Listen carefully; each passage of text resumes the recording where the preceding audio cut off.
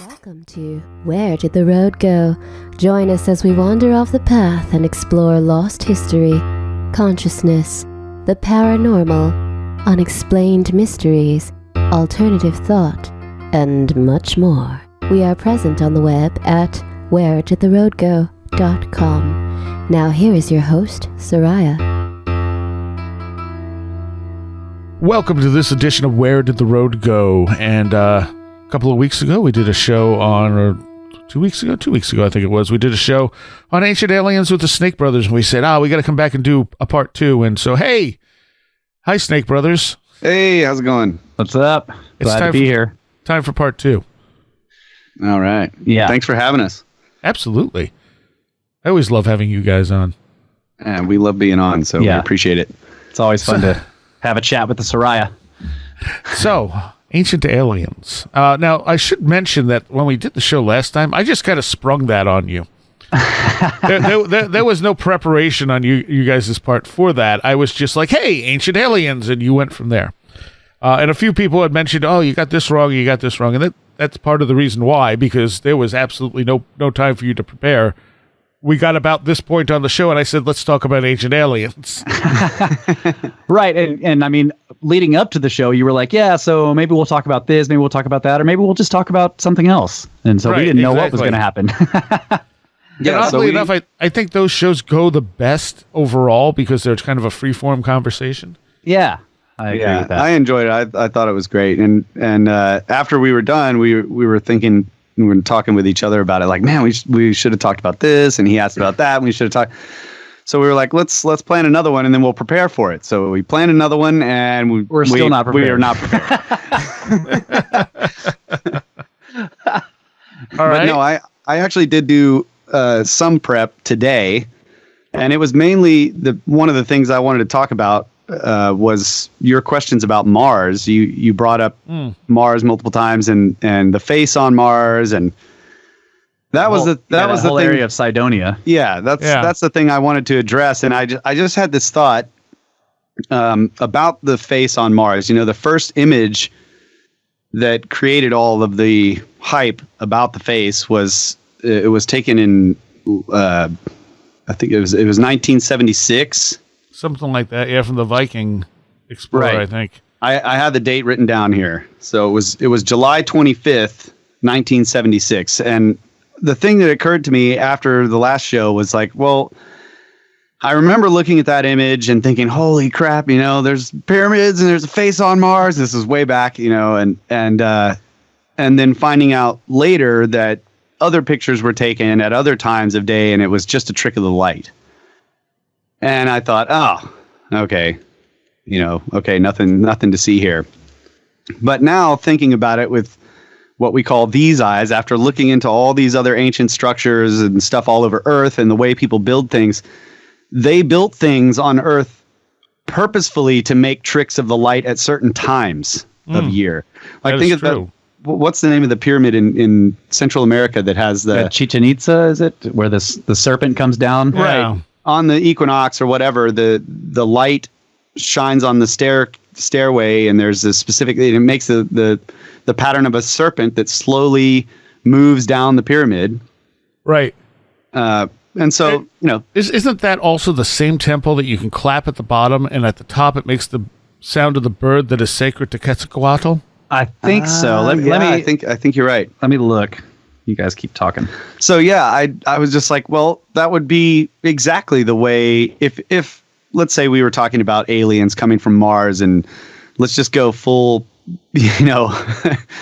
way out there on this idea of aliens visiting Mars or building stuff on Mars and then coming here and influencing the builders here.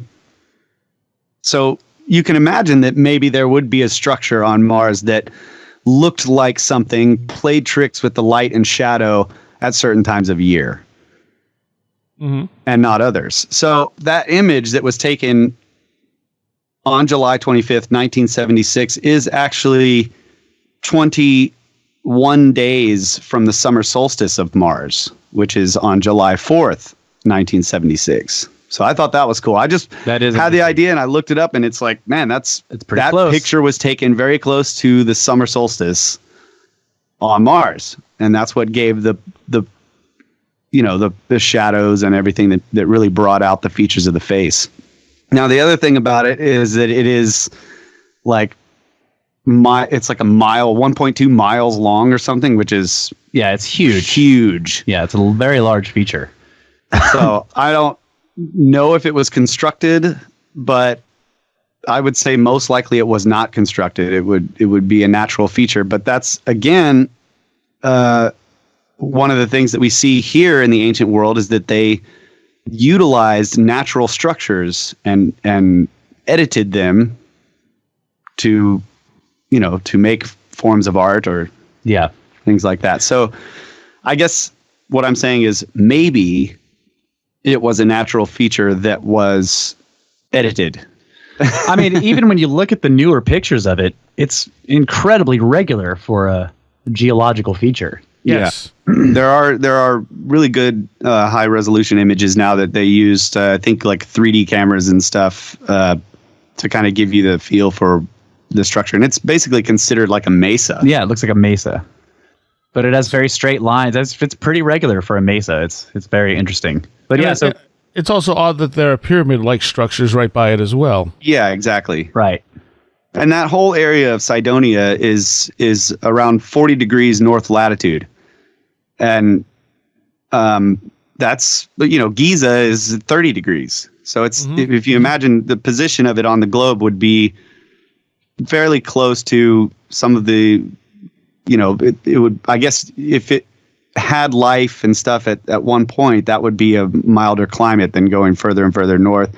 Because another thing that Mars has is this, I can't remember what the term for it is, but its axis tilts.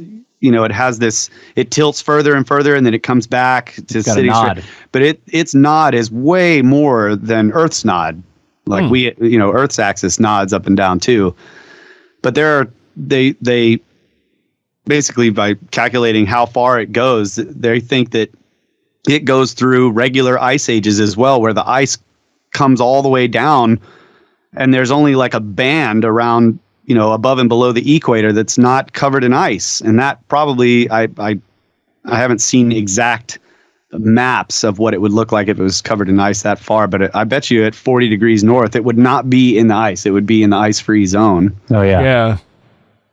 Huh. So that is interesting. Yeah. Okay. So it is Cococan at Chichen Itza. Is the one with the shadows. I can't find if that's the same one with the sound, but I think it is the same one. That is Lens, like that technology to do something like that, especially with the sound, is just astonishing to us.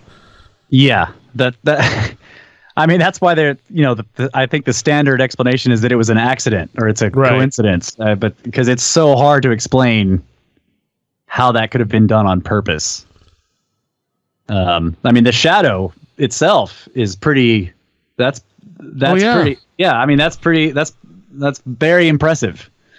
And, but of course they can't say that was an accident. I mean, I guess some people could say it was a happy accident that happens, but but I think it's accepted that was done on purpose. But the sound, I don't know. And if you told somebody today to replicate the sound thing, they'd put a speaker at the top, and when you clapped at the bottom, the speaker would make the sound of the bird. Like it wouldn't be the traveling of the sound that transforms. They would just use technology. Right. I mean, how would you even? You do lots of work with sound. Can you imagine like how to sit down and think, how do I make this echo? Especially without computers. Right. Yeah. There's a lot of things I think in the ancient world that would be ridiculously hard to do without computer modeling. Yeah. We talked to Chris Dunn and a couple of his colleagues about some of the discoveries they've found inside the King's Chamber. I think we talked about this on this show, maybe, where all of the blocks of stone, the granite stone inside the King's Chamber, are positioned so that they match the resonant frequency. If you were to be able to see the standing waves of sound echoing around the room, the nodal lines of the waves would match up where the joints in the stone were. Huh. And the actual, like the strongest point of the wave, the apex of the wave is hitting right in the center of the stones in the walls. I mean, how do you do that without computer modeling? Well, we talked last time, too, about the scientific studies they're doing on how, what was it, electromagnetic waves move through the pyramid? Yeah, that's true. We did talk about that. And they modeled it with, with the floor and without a floor. Mm-hmm. And then I think the one with the floor in it, the highest energy area was like right where the king's chamber is. It's like, yeah. It's just baffling to imagine that, number one, that these could be coincidences, and then if they aren't, how did they do it without like the oracle chamber in the Hypogeum too is another example. I mean, how did they do that? It's amazing. The Hypogeum is a very complex, large structure that's multiple levels deep, and there's this one chamber that if you go in there and you speak in there, then people throughout the complex can hear you. That's I mean, I guess you could do it, but it does seem like you would have to model it, right? You would need to you'd need to plan it out somehow. And then we talked about the possibility that, I mean, this is maybe out there, but if they didn't have computer modeling, but they were somehow able to sense these things or see these things with their mind sense. Yeah. Yes. That's exactly what I was going to say. Maybe they had another sense that allowed them to pick up on stuff that we don't. Right. Yeah.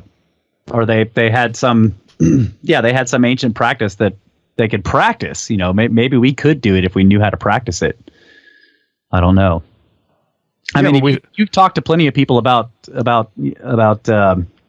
telekinesis and stuff. Do you think that it's something that if we knew how to practice it, we could learn how to do, like that everybody could do? Anything's possible, but maybe it's a sense that we just don't have anymore. Yeah. The idea that we've lost it also kind of fits. So we were talking about this earlier, that it kind of fits all these old stories about the confusion of tongues, right? The fall of man. Mm-hmm. Yeah. So you have the biblical story basically is the Tower of Babel, but they talk about there's this confusion of tongues, and that's all throughout ancient texts about how before everybody could talk to each other, and then afterwards there was some event, and then after that they couldn't, and all these building projects ceased, and they could no longer communicate with each other. And doesn't that kind of line up with the whole the Yuga cycle and the Great Year and all that stuff? It could. I don't know if it does, but it definitely could. It seems to me like reading through those kinds of texts and those stories, because there are spread around the biblical ones are the ones that most people in the West know the best, but there are plenty of them that aren't biblical. But it seems to be talking about in a sort of a mythological or oral tradition kind of way, some sort of event that happens that affects the whole world. And, it could be anything, like something that changes the electromagnetic energy of the earth somehow. I don't know if the magnetic field was way stronger, like geology does tell us it used to be a lot stronger than it is now. Would we all have telepathy? Right. Well, but that is the whole Yuga thing, that we were superhuman in the Golden Age, and in the Dark Ages, which we're still in now. This is the lowest level of sense of things that we have. Right. And that, the first person I ever interviewed on this stuff, not even on this show, I did it on my music show, was, of course, Lost Star of Myth and Time is the book he wrote, and I know his name, and it has completely escaped me because I needed it. But anyway, he talks about us being in a binary star system. Yeah. And that's what actually causes the rotation of the precession of the equinoxes. And he matches a lot of it up to Sirius. And Sirius is moving towards us. The speed at which we're moving is exactly what we need to be rotating in a common point of gravity with Sirius. Sirius takes such a prominent place in so many ancient cultures. Yep. In some even being called the second sun. So yeah, he's dogging us, man. but what if, like you have Robert Schoch's research where he's showing that, higher solar activity creates better performance in people who are psychic. Yeah. So what would happen if another star that's much bigger came into the local area? You know, what effect is that going to have on us? That's cool. Yeah. And maybe that's what creates that golden age where we have, quote, superpowers. Right. Yeah, and going back to the sort of the biblical narrative of the Tower of Babel, this was after the flood, like, you know, supposedly, or so I guess some scholars think it was around 600 years after the flood. These people came out of the mountains and settled in the valley.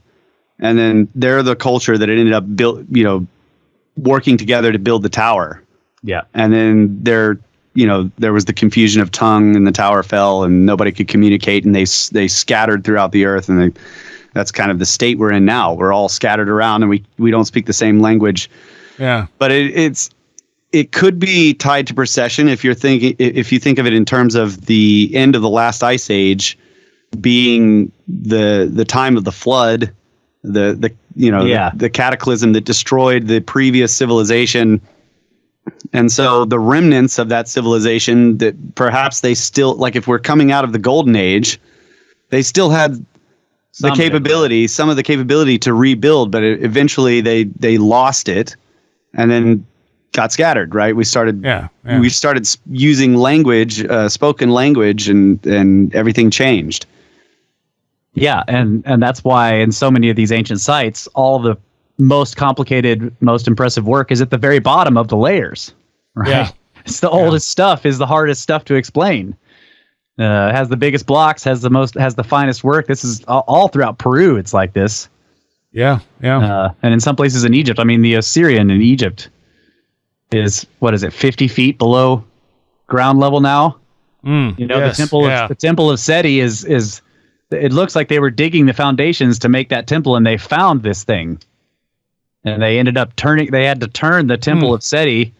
They had to give it this weird right angled turn in order to dodge the Assyrian, which was right there in the way of their plan. Most of those quote unquote mortuary temples are all straight. It's a big long rectangle.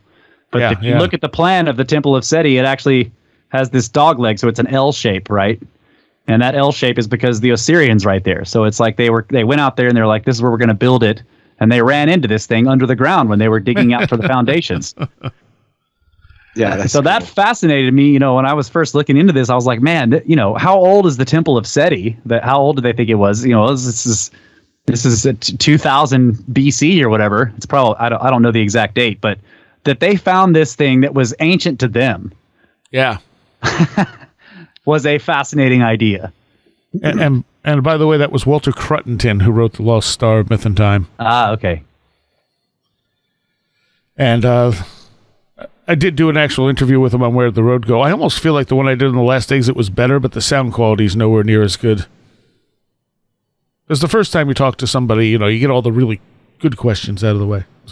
The second time you're going, what didn't we talk about? Right. But he's really the one who gave me the confidence to do this show too. He agreed to come on. Like that was sort of my test run. I'm like, okay, let's see if I can do a long-term interview here and not be an idiot. Like not realize, actually know what I'm talking about. And we got done. He's like, no, that was great. He's like, you should totally do this show.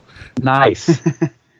Well, yeah, I mean, I have to say that it was listening to your show that gave us the confidence. I was like, we can do this. I listened to your show for years, and it was a big inspiration for us to start ours. Well, you were right. You can do this, and you're really good at it. Oh, thank you. Thanks, man. Well, so are you, man. Your show has been in my podcast app since I started listening to podcasts, basically. Nice. So, yeah. How did you find Where Did the Road Go? Man, it's been Russ so long. showed it to me. Yeah, I showed it to Kyle. Man, that's a good question. I the very first podcast I ever listened to was Mysterious Universe, so it's possible that I found it through them. Okay. I don't know. I do know that I after a while I was like, let's look for other stuff, and that may be how I found it. And that's kind of what I did. I started with just listening to Graham Hancock on Coast to Coast. Yeah. Moved on to what else is Graham Hancock on? Wait, who else is on these shows? And then just kept branching out. There you go. Yeah. That's a good way to find podcasts. But I don't think I found yours that way. I think maybe I did. Maybe it was Red Pill. Oh, that could be. It could have been him, because I used to read his. He used to write a lot, and I would read what he posted, and maybe he talked about it in there. I don't know. He did. I can't remember. He did, it was actually. years ago. Yep. Yeah. He was very supportive early on before I ever even talked to him. Yeah. So we were talking about Mars and the anomalies, and we haven't brought up Richard Hoagland. That's true. Most of my experience with Richard Hoagland is from Coast to Coast. Yeah. So, like, early on, I was very interested in what Richard Hoagland had to say, but it seems like after a certain point to him, everything was artificial out in space. Right. You know, it's like, doesn't matter what it is. No, it's artificial. And it's like, okay, you were kind of interesting at first, but now I think you're just throwing everything out there, you know. You got one of these has to be artificial. Right. But was he the one that was talking about huge, almost invisible glass things on the moon? Was that him too? Yeah. Yes. Okay. Yeah. That's when he lost me. So when the face on Mars, the one that looks like a plateau, when that came out, he asked NASA for the raw image and they would not give it to him. Yeah. And he said that the image they were putting out had been put through so many filters that he put a human face through those same filters and you couldn't even tell it was a face anymore. Mm-hmm. He also said that the sun was at such a low angle when they took this picture that it wipes out any detail on the top.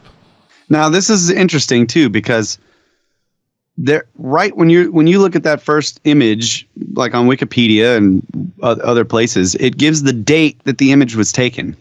Mm-hmm. Now they have another image that's in contrast, but they don't give you the date. And that's what I was trying to compare, is like, okay, if one image was taken near the summer solstice and this other image, this later image that they're saying, see, it's just a trick of the light. When was that image taken? I wanted to know, but I could not find the date of that image.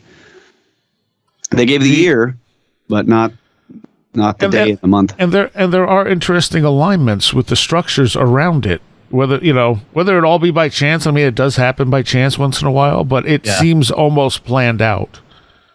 Right. Now that would be a fun thing to do, is to get if you could get on like a Stellarium type program and set yourself on Mars and look out and see what the sky is doing, because that's kind of where I was going with this. Like, does Mars have precession of the equinoxes? Yes, it does. It's like it precesses. It's I can't remember. It was like 160,000 years as opposed to ours, which is around 26,000 years. So there are interesting, and it has Milankovitch cycles and I think they're much more pronounced. Its orbit is a lot different than ours. Much more oblique, and it gets pulled around a lot more by Jupiter. Yeah.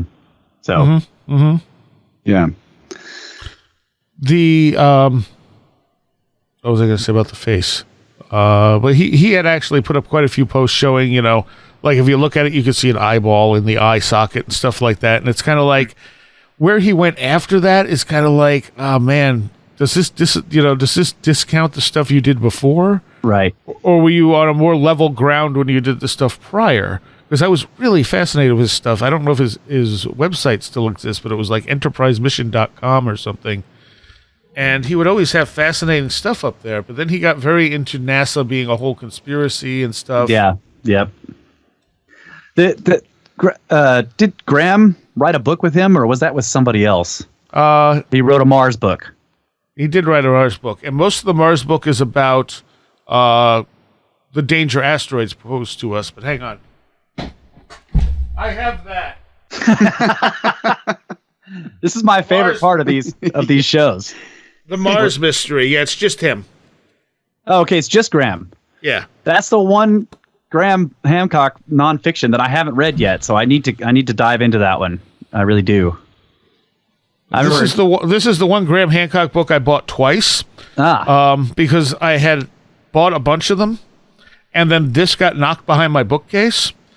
And so I was like, oh, which Graham Hancock's book do I want? Oh, I don't have the Mars mystery, so I bought it again. And then I found it behind the bookcase and went, so someone's getting a gift. Yeah. Me? Send it to me, guy. It's too late. It's gone. Well. But yeah, I mean, like half the book deals with Mars and some of the oddness there. and the alignments of the structures, and then the rest deals with the fact that we have this, potential of asteroids and comets hitting us and no way to prepare for it. Yeah. Well, one other thing I wanted to say in reference to the face on Mars, like I was pointing out that it's 1.2 miles across or whatever, and this is huge. But if it is a natural feature, in other words, the mesa itself is natural, but it was modified, that is totally doable based on what we see here, because the terracing that's done in South America and some of these just massive earthworks that have been done here in ancient times. I mean, how big's the Giza Plateau? The whole thing was flattened and paved, and yeah. So it's. I'm just trying to go on the side of it's still possible that this thing was. I don't think the whole mesa was made. Yeah, right. I would definitely doubt that, but that it could have been modified to look like a face from space on the solstice. Yeah, that would be totally within what we see here. Yep. Yes. Yeah, exactly. So like the Nazca lines and stuff like that. You can't see that from the ground, and obviously those aren't giant dependent. They aren't dependent on the time of year either. But still, there are some things like that. So, but what we have no idea what kind of culture would have been there, what kind of tech they would have had. So, I mean, maybe they did have the technology to just build up a mesa like that. Maybe so. Right. And this kind of leads into another aspect of the Mars question. I think we talked about this last time. If it was maybe just a place they stopped. It was maybe it didn't have life on it, and it was just like a way station. Right.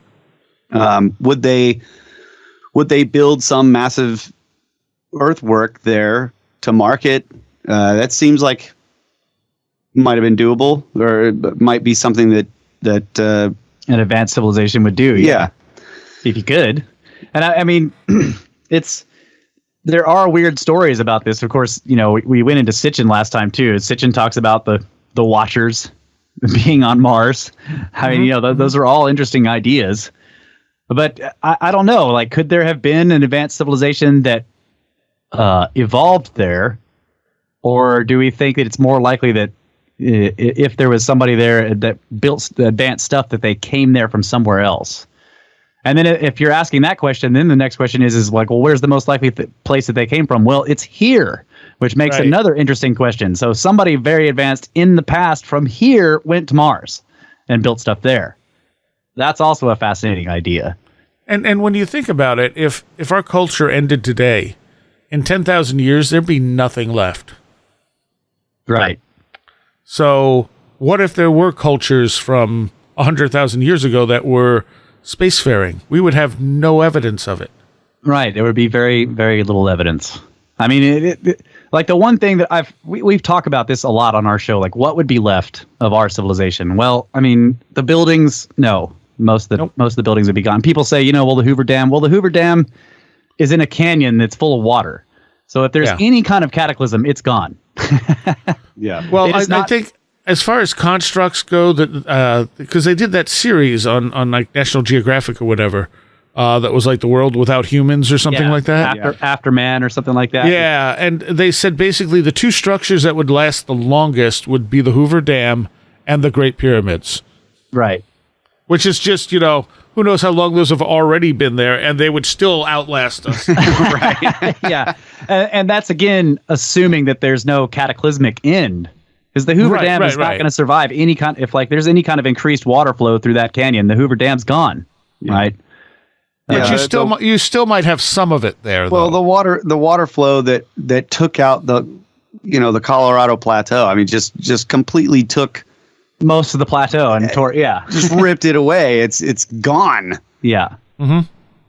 So that any type of water flow like that would just be gone. It's possible that if it wasn't too bad, that some of the dam might be left, or there's be some evidence left in the mountains there.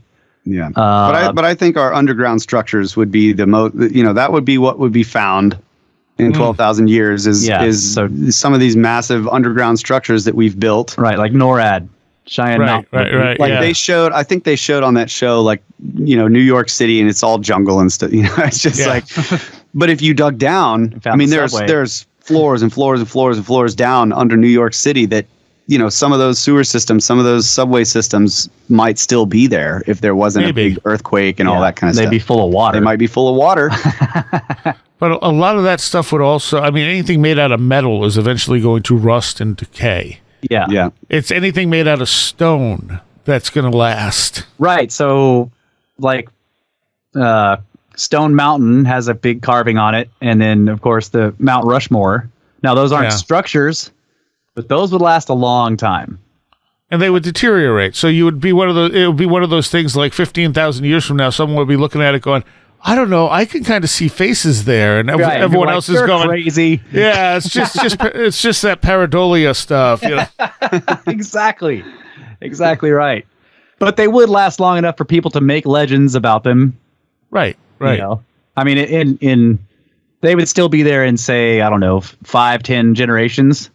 You know? Oh, definitely, yeah. And so people would, and of course, the people that lived around them, they would be telling each other stories about these enormous faces on these mountains, and the names would shift and change over time. And Stone Mountain is granite, so that carving will last a lot longer than the Mount Rushmore carvings and stuff. I think those are. I don't know. I know Stone Mountain's granite. I don't know what Mount Rushmore is. I think it's sedimentary, but I could be wrong. And we do have, as Michael Cremo has shown, very old Homo sapien skeletons and things like that get kind of brushed under the rug because they don't fit the paradigm. Right. That's right.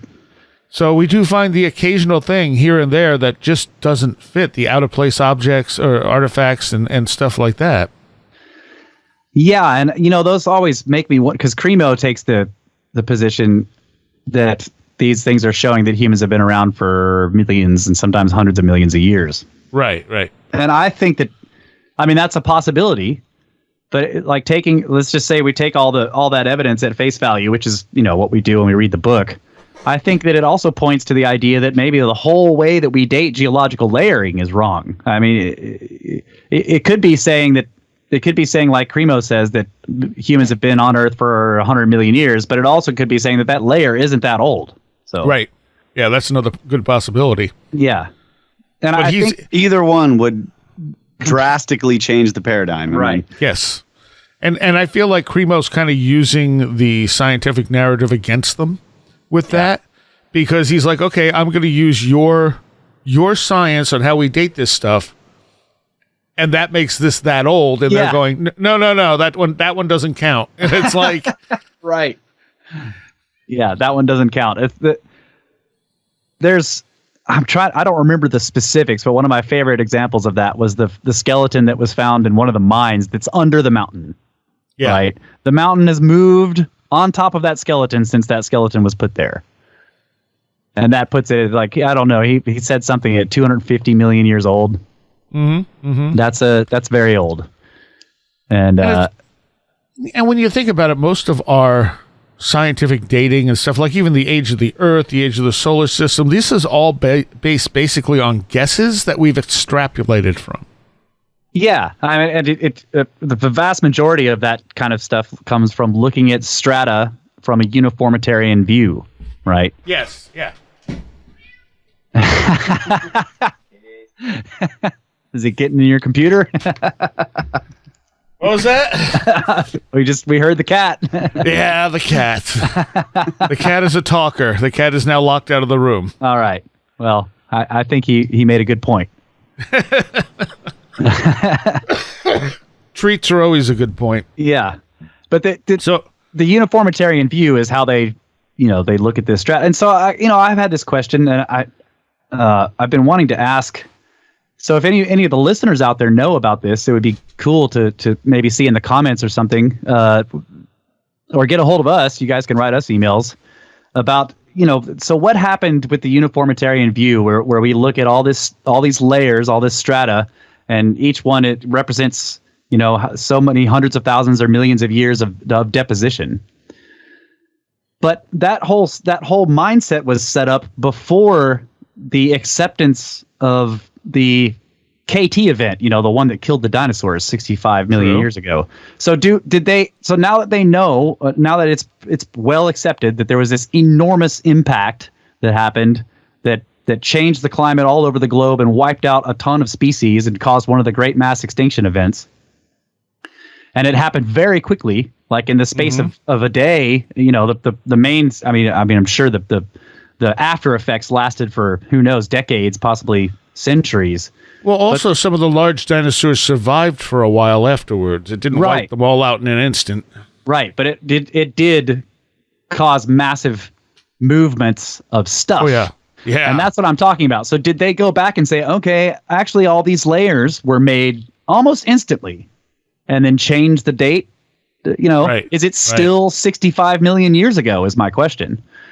Because all the layers on top of that, you have the KT event, and you got what they call the KT boundary. It's the KP boundary, I guess now. But that boundary layer, everything above it, at least the layers that are directly above it, must have been laid down catastrophically and very quickly.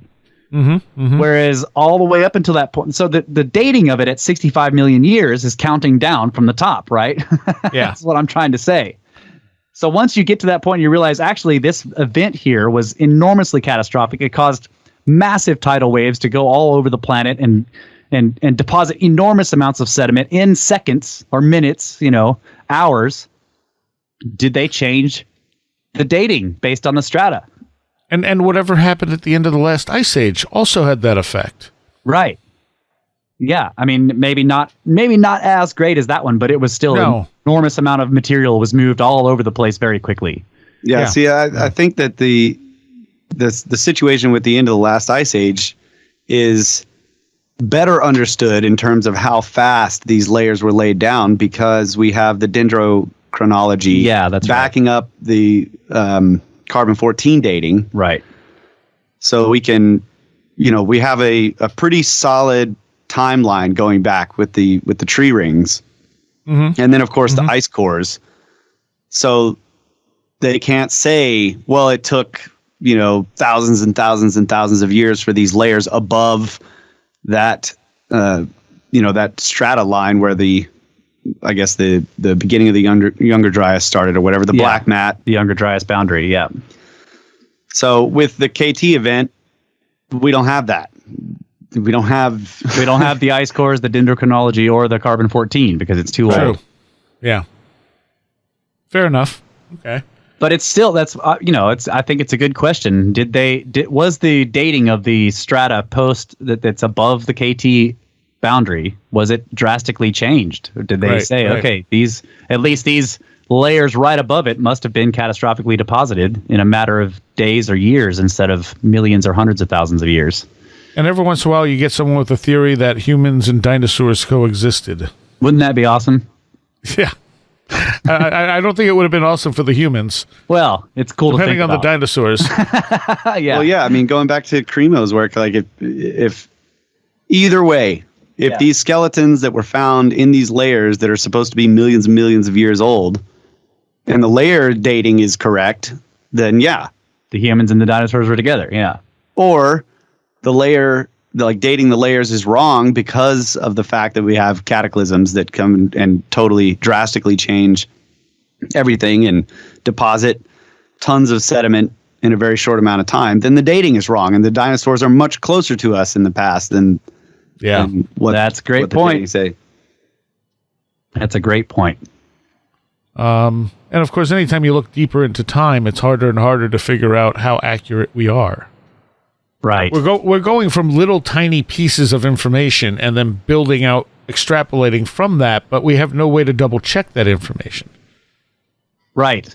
And that's the thing about uniformitarianism is it's basically gives you a baseline, with the baseline being like, no, you can't extrapolate processes that we don't see in modern times. Yeah.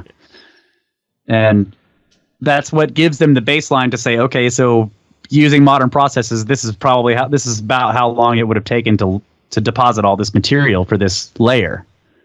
And that's an interesting way to do it, but it's kind of, I don't know. I think that it's short-sighted. Catastrophic stuff happens. And one of the most fundamental principles of geology, I think, is scale invariance, about how stuff looks the same whether it's small or large. So that's why you have to have something in the picture for scale. Otherwise, you're looking at a photograph, you can't tell how big or small a feature is in geology. Exactly. Right? It could be like erosion especially does this. So you're looking at erosive features in sand or something, and if you don't have a scale in there, you can't tell how large the feature is. So I think that scale invariance works in terms of cataclysms too. Like, uniformitarian geology accepts local or regional catastrophic events like regional floods, right? Yeah. So scale invariance would imply that global ones could happen, I think. I agree. I'm just coughing and can't talk. Man. Yeah, it's one of those coughs that has irritated my throat. Now it keeps wanting to cough. Yeah. You want to take a break? We'll come back. No? Nah, you're doing most of the talking. Okay. You're doing most of the coughing. That is true. I actually watched a couple episodes of Ancient Aliens this week. I have like 50 of them on my DVR. I just never watched them. Yeah. But one of the ones I watched was actually talking about whether or not there could be very ancient civilizations that have just completely been wiped off the earth. Yeah. And they had an author on, Michael Carlotto. Have you heard of this guy? Doesn't sound familiar. He's a PhD, I don't know in what, but he wrote a book called Before Atlantis.